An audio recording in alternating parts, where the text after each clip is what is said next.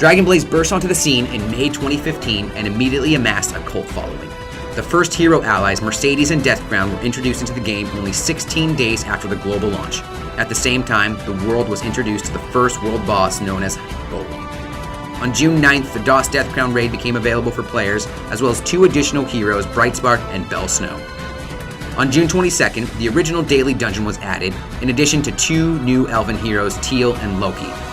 The world boss Hydra was also available. Just 2 months after the global launch of Dragon Blaze, Chapter 2 was released. Included in Chapter 2 were the introduction of the Draco allies. During the next couple of months, several quality of life changes were introduced into Dragon Blaze, including raid bots, party formation, jewel system, and finally, the skill enhance. The first angel allies, Lilywin and Ravengale, were released on September 21st, in addition to 2 new heroes, Lilith and Ivanti. These new angel allies required dark essences in order to obtain. On October 19th, 3 new Dark Elf allies were released, Eredin, Danuvian, and Lucian.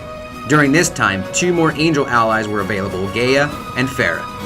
With a new boss raid encounter Ragnarok available, the raid shop feature was also introduced, allowing for players to purchase gear that they want. November 23rd, the final angels arrived, Frederick, Michaela, and Kymel. Additionally, the workshop, skill card, and pet features were added into game.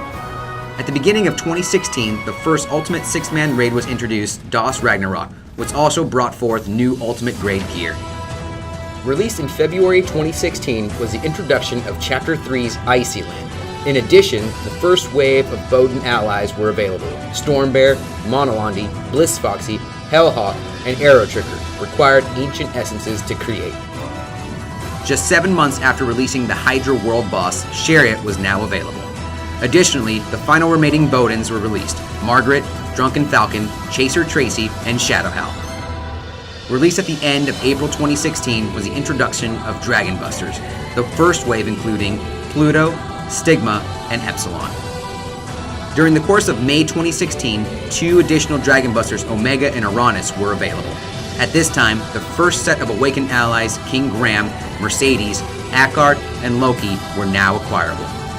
The final 2 Dragon Busters, Gaia and Iota, were released on June 6th, in addition to 4 more Awakened allies, Fulson, Shabelle, Pada, and Lucian.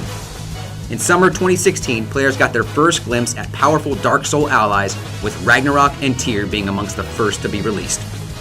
Throughout the months, additional Awakened allies, Danuvian, Windloon, Rollo, and Calgar, were introduced, as well as a new guild mode, Guild Adventure.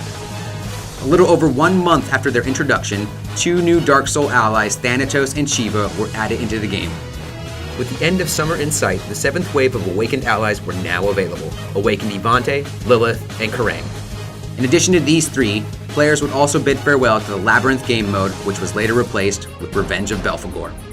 October 2016 saw some highly anticipated arrivals, such as Awakened allies, Wei, Bell Snow, and Azure.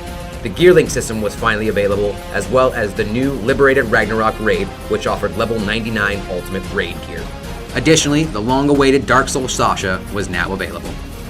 In November, the final set of Awakened allies, Teal, Turk, and Eredin, were now released.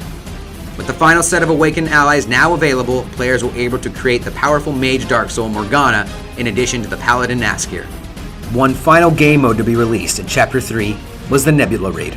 With our heroes having faced dragons, Ragnarok, and with this new dark force having now emerged, our Bodins must now harness their true inner power. They have finally awoken.